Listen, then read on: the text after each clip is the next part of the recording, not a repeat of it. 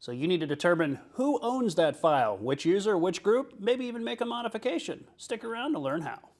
You're watching IT Pro TV.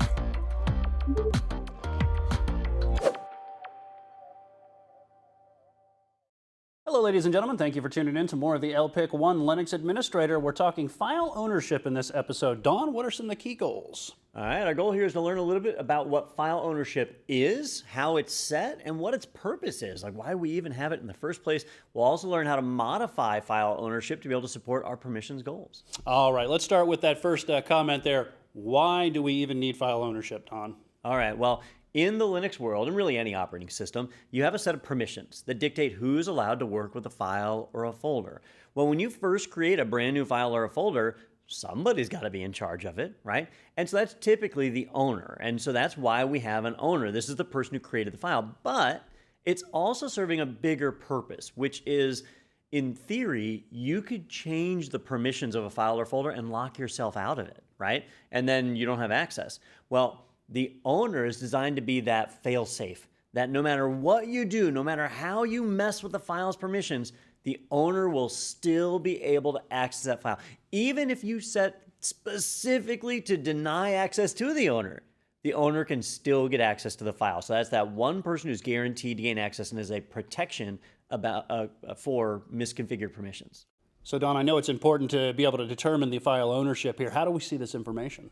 Well, we see it all the time with the ls command. Well, maybe not the ls command by itself. I usually pull up ls-l to pull the long listing of files, and you'll see the owner right there in that list. Let me show you. So here in my terminal, let's say I get into my documents folder, and I'm just going to do an ls-l.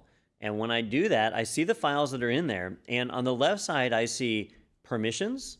I see number of links, then I see the owner, then the group, followed by the file size, the last modification date and time, and the file name. So the owner is the one that I care about right here, this very first one. Now notice how it says dposset, right? In Linux and in Unix, when you create a user account, a group with the same name is created at the same time. So like if you, from your command prompt, if you just type ID, that's going to pull up your identification.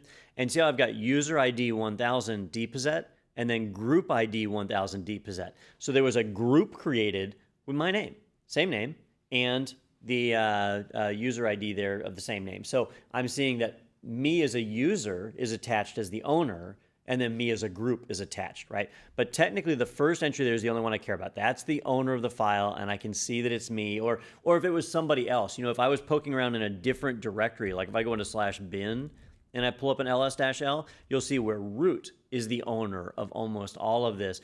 And the username and the group match here. They don't always. We'll see that in the group section a little bit later on. But as far as the owner, it's just the first one, the one on the left column.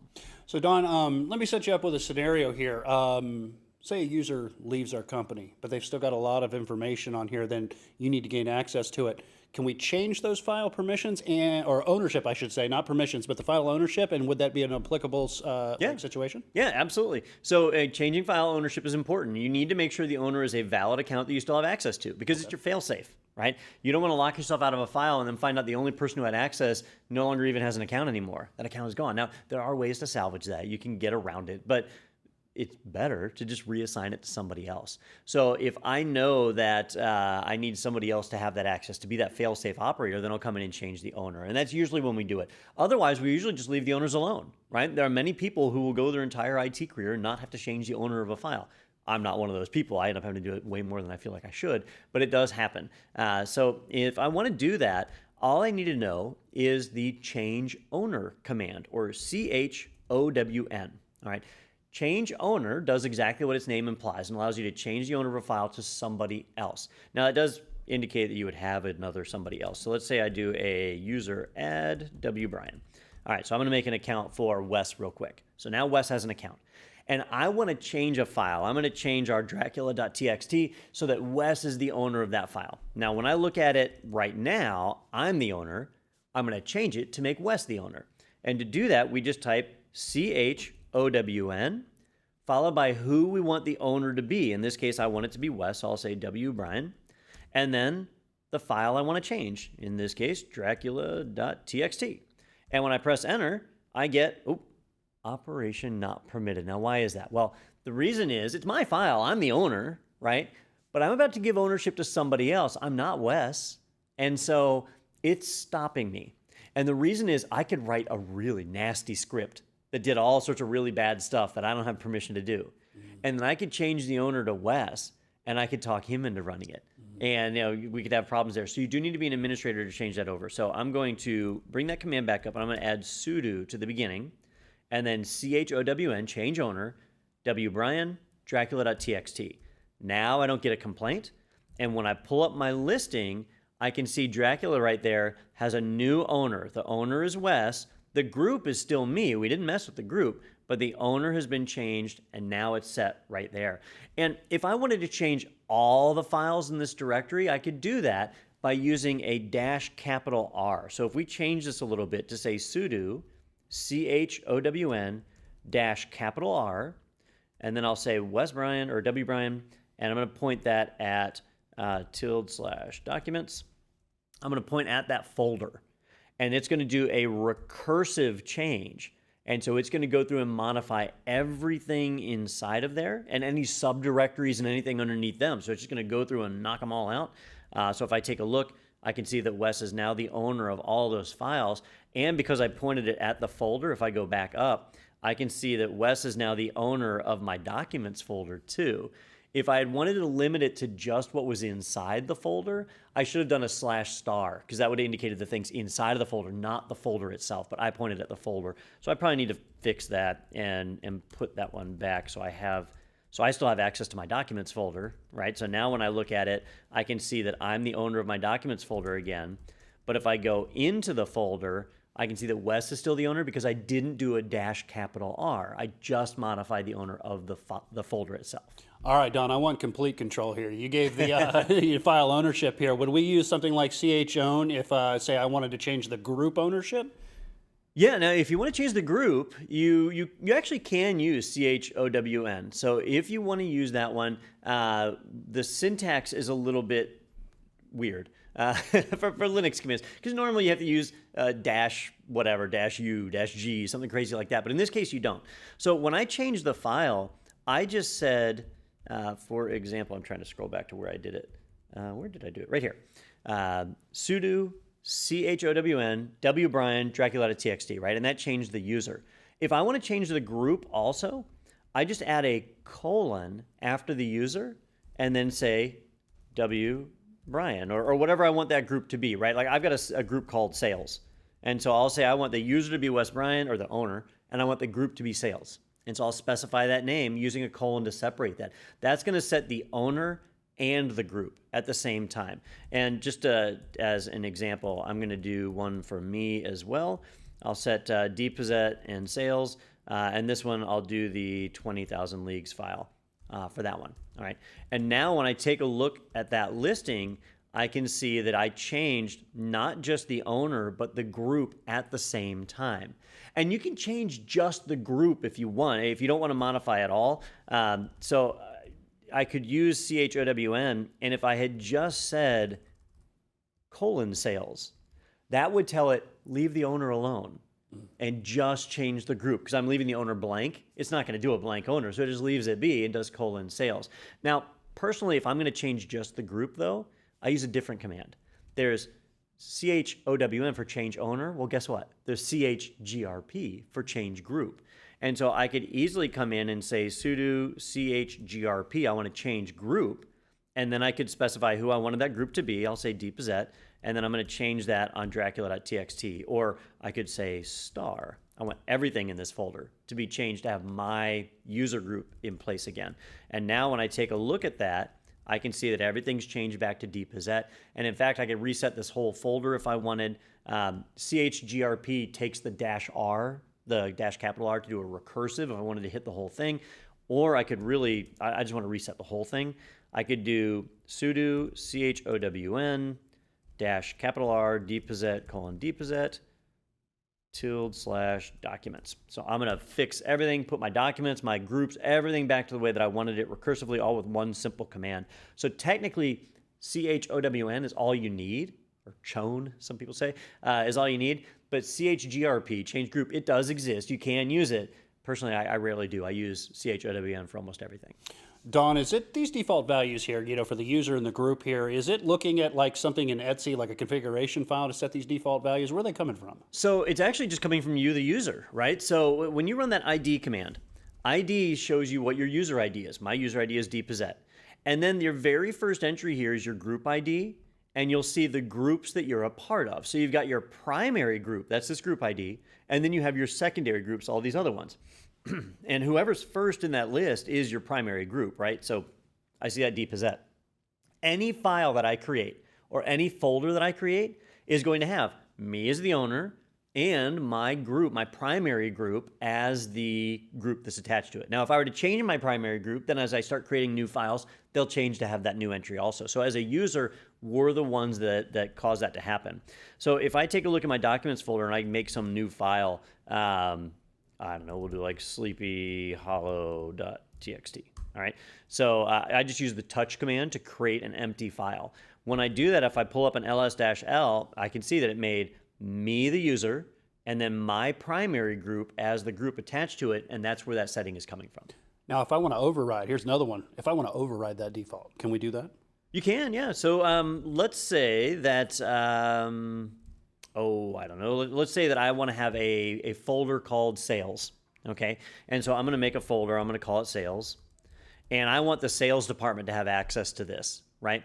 And so I'm going to change the group of the sales folder. I'm going to change it to sales. And so that's what I want it to be. And so now when I pull up that listing, I've got a folder called sales, and the group is set to sales. All right, so that's set the way that I want it. Now, if I go into the sales folder and I touch a file, I'll create file1.txt, and I take a look at it, I'm the user, I'm the group, right? So it doesn't inherit the permissions of the folder or whatever like you might think it would. I shouldn't say permissions, because it does actually inherit some permissions. It doesn't inherit the user and the group, the owner information. It doesn't inherit that. It inherits the permissions, but not the group itself. So if I want that, I need to make use of something called a sticky bit. A sticky bit is a modification we can put on a folder that says anything created in this folder will follow these set of rules. And that's where we can define who we want that owner to be, no matter who creates the document or file or folder. So, Don, is there a way that we can determine that the sticky bit is present? Yeah, actually, we haven't encountered the sticky bit on any of our actual files yet, so we haven't seen it. It's not a common thing. It's a pretty uncommon thing to use, but it's a powerful tool, so don't disregard it. But when you use ls-l, if a sticky bit is set, you'll see it. So let me show you here in my home folder. So for example, I've got my listing pulled up because I was verifying that we have already changed the group of the sales folder. But if you look on the left side, we got our permissions. D tells me it's a directory. And then I've got read, write, execute for the user or owner, read, write, execute for the group, and then read, write, execute for everybody else, right? Those are the permissions. Well, looking at the user and the group, if I see where there's an X here, instead of an X, if I see the letter S, that tells me it's the sticky bit. And if I see the S on the user part, it will tell me that anything created in this folder will have that user as the owner. And if I see the S on the group part, that will tell me anything created by the group will be the owner. Or it's possible I could have the sticky bit on both. And then everything I create inside of there is going to be owned by that particular user and that particular group as defined by the folder, not defined by who created the file or object, right? So that's how we can see it. I don't have any right now, so let's get in and set one so we can actually see it in action. Whoops, I'm clicking like crazy on my screen. So I'm going to jump in here and set that. So when we take a look at the sales folder, right now, I'm the owner and I'm the group that's attached to, that's inside of the sales folder. So let's just pull it up here. So I can see that I'm the owner and sales is the group. I want to make it, if we create anything underneath there, that it's going to be owned by the sales group. So I'm going to set the group to have the sticky bit. To do that, we use the chmod command, right, which is change mode. So I'm going to change the mode of that folder and change its behavior so that the group is stuck for anything that's created inside of it. So I'll do sudo chmod, and then I'm going to say g plus s, right? So I'm adding the sticky bit to the group. I could also do u plus s, or I could do u plus s, comma, g plus s if I wanted to do both. right? So in this case, though, I'm just doing G+S. I'm adding the sticky bit, and I'm going to add that to the sales folder. So I'm saying ./sales, okay? When I run that, I don't get any feedback, but if I do an ls-l and take a look, I can see in those permissions over here, if I zoom in a bit here, notice the group permissions where it was read, write, execute. Now it's read, write, S, sticky, right? It's hiding the fact that the execute permission is there, but it is now sticky as well. It's just this UI was developed in the Unix days, and so it only has so many characters like allocated to this column, so they can't show me anything else. So I just see that S right there. The user's not sticky, but the group is. And now that that behavior is set, I should be able to jump in. I'm going to go into the sales folder, all right? And if I pull up the listing, the file I already created, not affected by the sticky bit because it pre-existed the sticky bit being set. But now the sticky bit is there, I can touch, I'll do file2.txt, and I'll create it. And when I pull up my listing, look at the group. The user's Deepazette, the group is sales. It overrode using my primary group because the folder has that sticky bit. Now be careful with the behavior of the sticky bit. It only applies when something new is created in the folder, right? So if I were to copy a file, so let's say I pull from my documents, I'll grab Dracula and I'll copy it in here, right? When you copy a file, you're making a duplicate. And so when I look, there's that Dracula file, I copied it, and so the new copy got that sales group, all right? Versus if I do a move, that's a little bit different. So when I go into my documents and I grab the Sleepy Hollow file and I move it here, whoops, I need to move it here. I need to tell it where I'm moving it to. There we go. So I move a copy of it here and I take a look at it, see how the group didn't change, right? And that's because I didn't create a new file in the folder. I moved an existing file, and so it retained its original permissions. So remember that when you set the sticky bit, it only applies to the creation of new files or folders. If I create subfolders, it'll apply to them too. All right, that sounds like an important thing to remember. It may be a potential for the exam too. So, Don, what are some of the most important takeaways from this episode? All right, so what we learned about in this episode were what a owner is, why files even have an owner, as well as a group. We saw how to view that information with the ls command. We saw how to modify the information by using chown, which can not only just change the owner but also change the group. We also saw chgrp that let us change specifically the group. And we got a little lesson in the sticky bit to see how to override the behavior of which group or which user is assigned when a new file is created. All right, ladies and gentlemen, thank you for tuning in for this episode, but keep in mind we got a lot more exciting content coming up in the LPIC 1 Linux Administrator. Thank you for watching IT Pro TV.